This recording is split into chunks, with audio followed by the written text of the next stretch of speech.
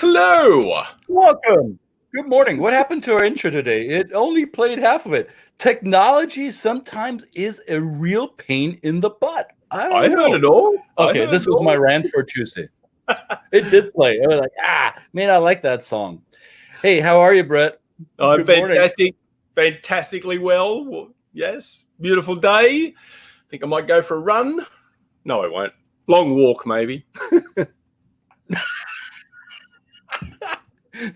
All right. So for those of you who read the announcement, today we're going to talk about religious practices, about getting to know the other, quote unquote, the other, through their faith principles. And what better way to do this through somebody who actually knows a thing or two about this. So some of you might be familiar with the Jewish faith. Some of you might actually be part of the tribes. And many of us, including my goyim self, know very little about the Jewish faith. And the little that I do know is often handpicked from different sources. And most recently, I think my knowledge base was widened by watching some of these shows that were airing on various different channels. Brett, you told me you like the show Shtetl. I really like the Unorthodox series on Netflix. However, it shines a light on Judaism on one end of the spectrum of the entire faith, right? So it's easy to get the wrong idea about what the Jewish faith and the Jewish community is like. So we thought it might be a good idea to invite somebody who is from the Jewish community and is actually a scholar around this, right? So we have somebody with us today that I'm particularly tickled about because I've known this gentleman for quite a while and he knows his stuff. Rabbi Ilan Glazer joining us from... Rabbi Ilan, where are you joining us from today? Baltimore, Maryland, and so good to be here. Awesome. I'm so happy that you have time for this. So, Shana Tova, I guess, is the proper greeting in this week, isn't it? Shana Tova means may we have a good year ahead. Love it. And why is it a good year ahead? Wasn't New Year in January? What's going on? On the Jewish tradition, there are actually 4 different New Years. And the one in January is not one that is traditionally associated with the Jewish holidays. It's not a Jewish holiday, but of course, many Americans and people around the world like to celebrate a New Year starting. But we generally start our most important New Year is this time of year. It's Rosh Hashanah and Yom Kippur, and there's actually about a month of Jewish holidays back to back. Love it. And it is busy time for Jewish educators and clergy, and we spend a lot of time this year and every year talking about the major themes of the holiday. Rosh Hashanah is considered the birthday of the world and of the Jewish people. And what do we get to do on our birthdays? We get to think about. Well, we get to celebrate. Thank you for that. By the way, it was also Rabbi Ilan's birthday. So happy birthday to you as well, my friend. Thank you. I got to celebrate multiple birthdays on the same day, which was nice. Myself and the world. What more could I ask for? Nice. And this time of year we spend a lot of time in prayer, but it's not just about the prayer, of course. Our tradition says that this is a time when we ask who will live and who will die. And the tradition says that on Rosh Hashanah, God is upstairs on God's metaphorical throne, writing everybody's name into the book of life or the book of death. And on Rosh Hashanah, God writes all the names down. And on Yom Kippur, God signs God's signature to declare that this is what will happen. Now, I'm not going to tell you that I entirely believe this metaphor holds up much anymore today. It doesn't quite do it for me. But what I will say is that Rosh Hashanah and Yom Kippur are a time for us to think not just about who will live and who will die, but am I really living today? Oh, okay. And if I'm not, why not? Have Mm. I hardened my heart to such a point that I have shut off the flow of life within me? Mm. That's the real question. What is my connection to my community, my heritage, my tradition, myself? And am I So it's a mindset that is not focused on the spiritual afterlife. It's something that reels us back in to become present with ourselves as part of our community in the now. Is that what I'm hearing? that is in fact the truth, right? We can't really know what happens in the next world. There are all sorts of people who think they have the answer to that. I am not among them. Right? This is a question about, are we living well now? And Rosh Hashanah is considered the birthday, and on Yom Kippur, which is always on the 10th day of this Jewish month, the month of Tishrei, Yom Kippur is a day all about actually death and renewal and rebirth. And the tradition is that we spend, as much as time as possible. We fast. We don't eat. We don't drink. We don't engage in intimacy. We don't wear fancy clothing. And the tradition is to dress in white. White is like the heavenly angels, but white is also, Jewish tradition says that when we are buried, we are all buried in white shrouds. And it is a symbol of death. And on Yom Kippur, it's kind of a out with the old, in with the new. Let the old die so that the new can be reborn. So oftentimes when I read about Yom Kippur, the simple explanation is it's the Day of Atonement. So is that an oversimplification? It is a time of atonement, and our tradition teaches that for 40 days leading up to Yom Kippur, we should engage in acts of atonement and forgiveness, and especially what's called tshuva, which means repentance.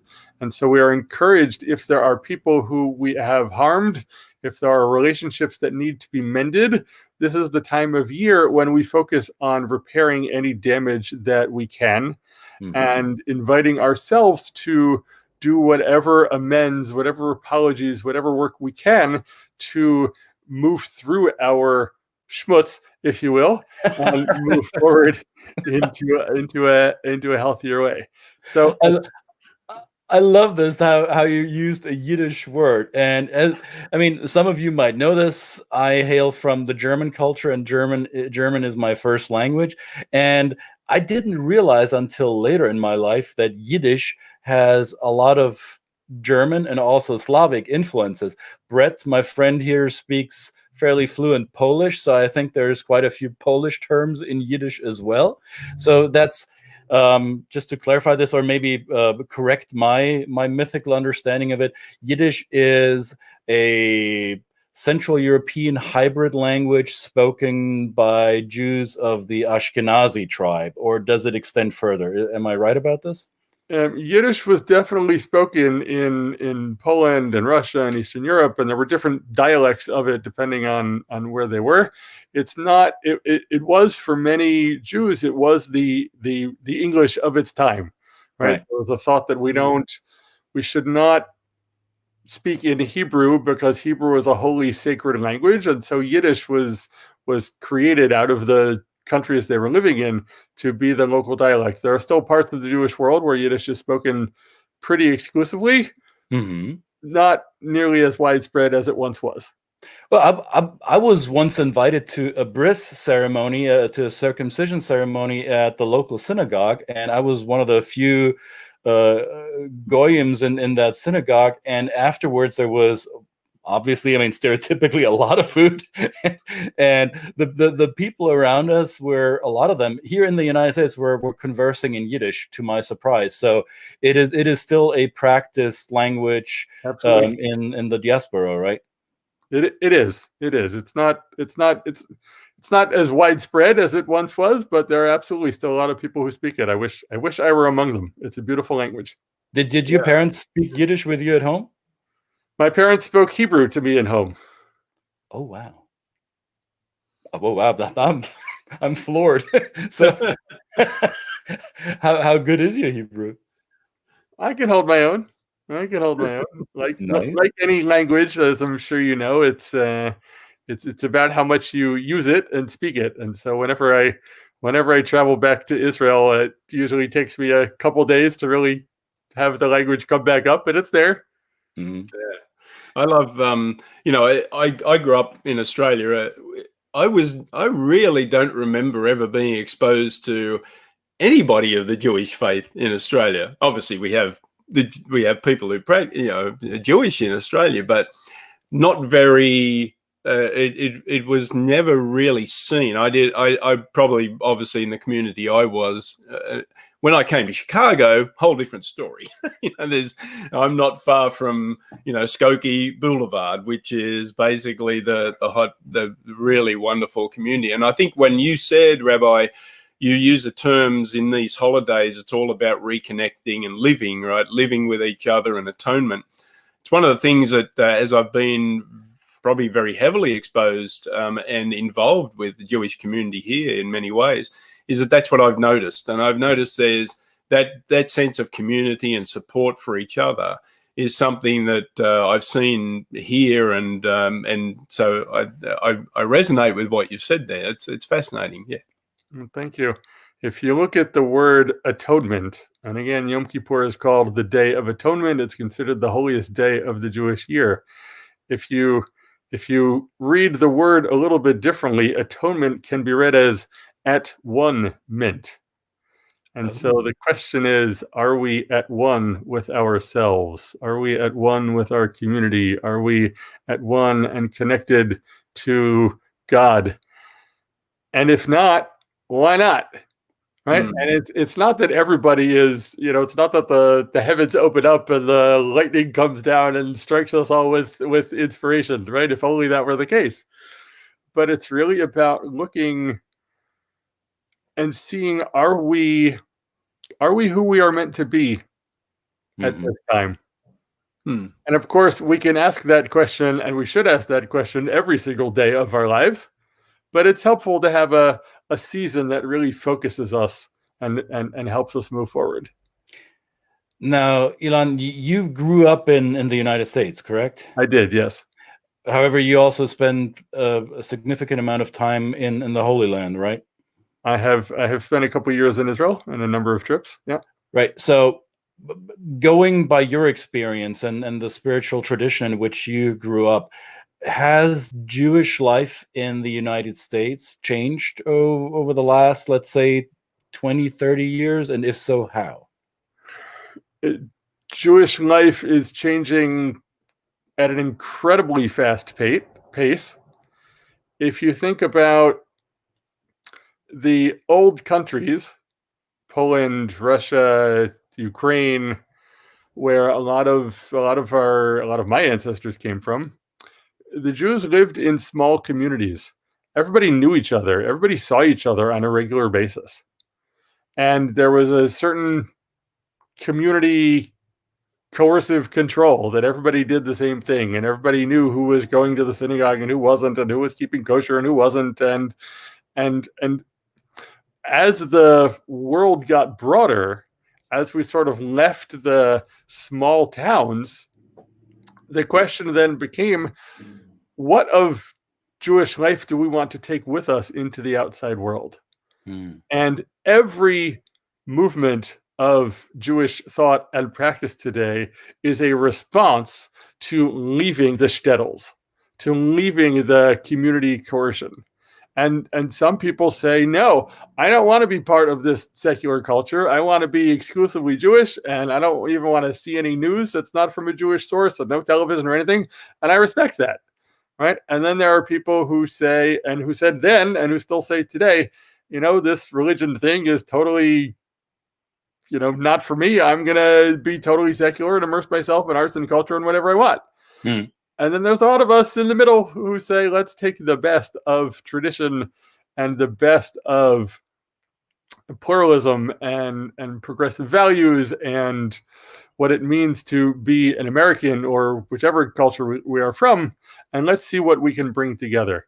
Right. I will say that today, with the rise of the internet, there are all sorts of places online where Jews can connect.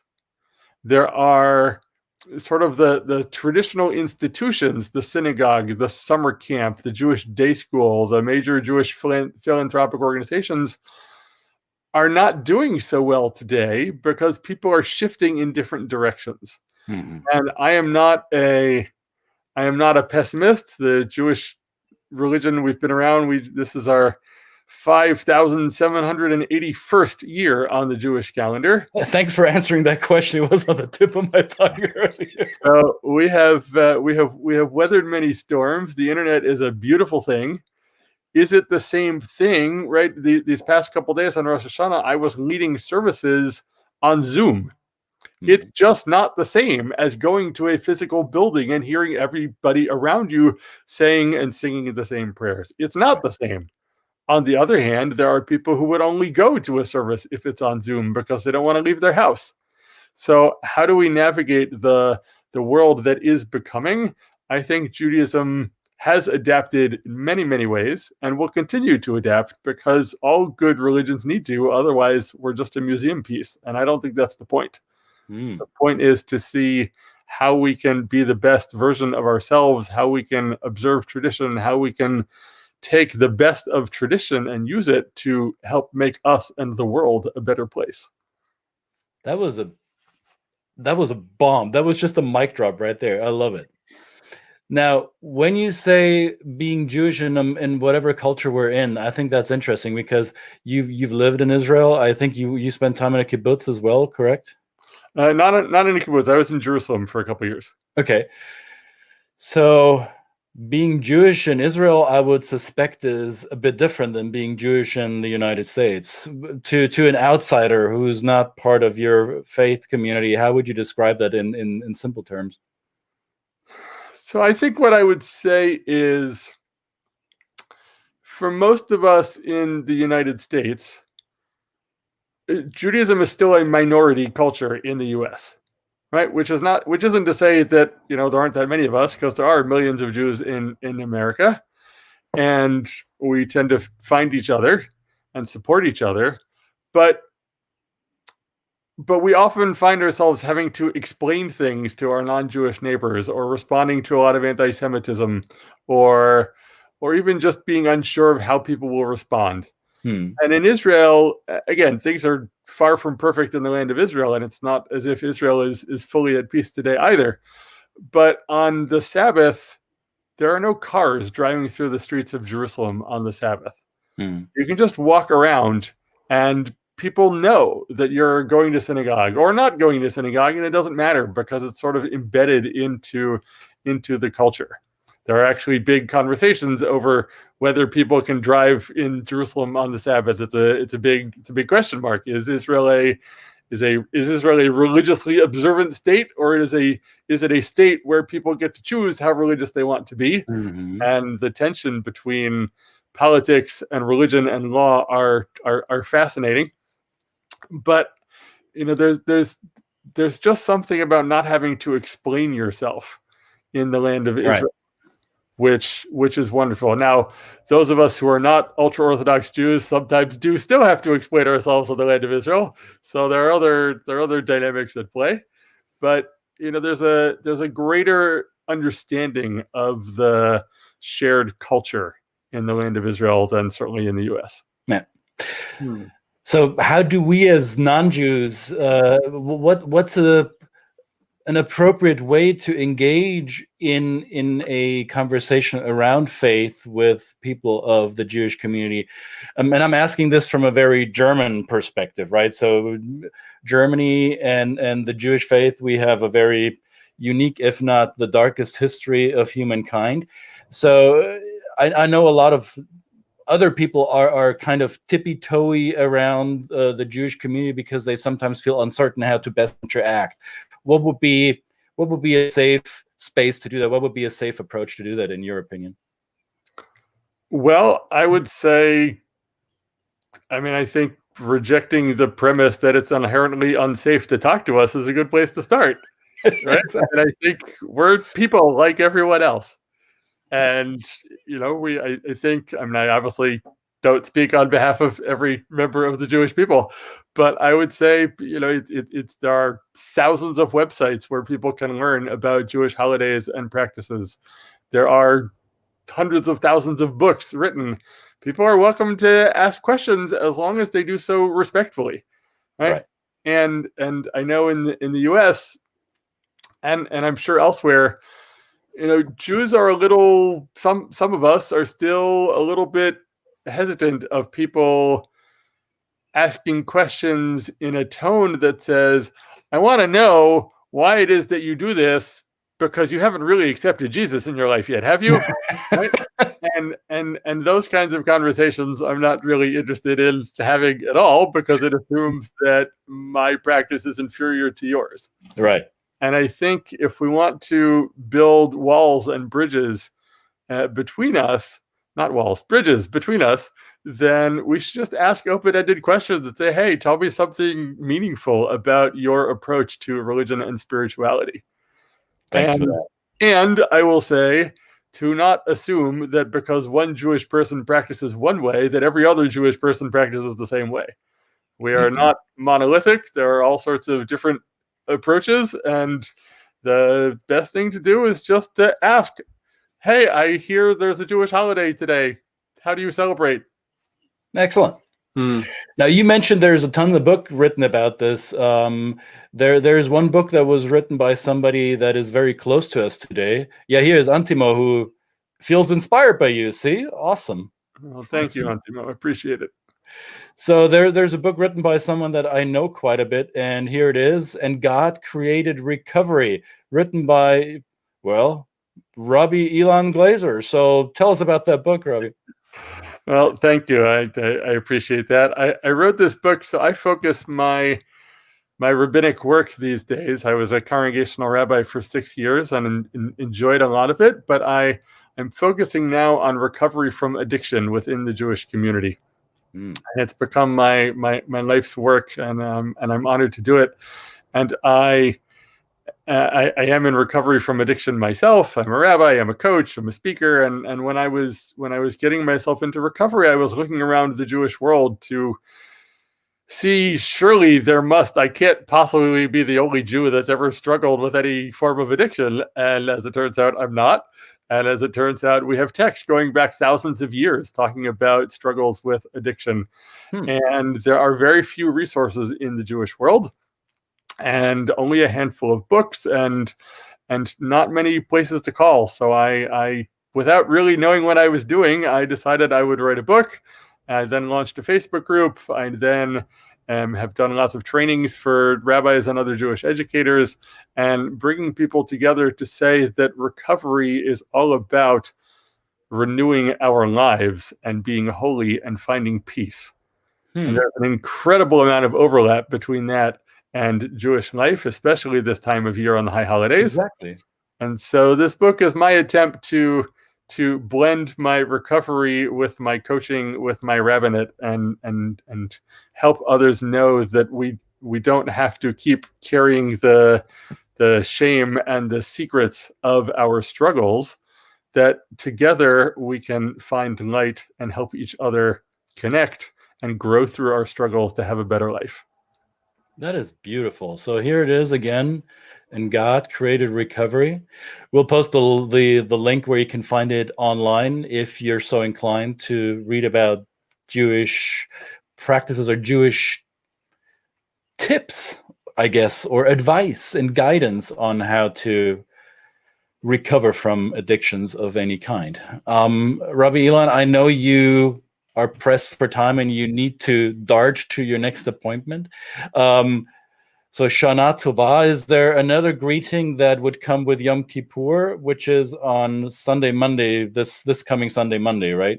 It is Sunday night and Monday. And no, Shana Tova means Happy New Year, and may it be a good year. We are certainly living in tumultuous times now, possibly more than ever before, or if not, it just feels like more than ever before. And I think it is always a good thing when we can wish each other well, and when we can remind each other that tomorrow can still be better than today. There is I still love that. hope to be found, and the best way to find it is by being of service to other people.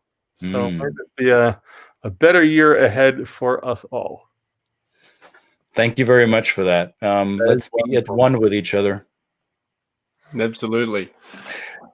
Ilan, thank you so much. Happy belated birthday once more. I know you're going to be extremely busy until the end of this holiday season, so thank you. I'm honored that you took time for us during your busy season. Much appreciated. My pleasure. Thanks for having me. Thanks See you very tomorrow, much. guys. Bye.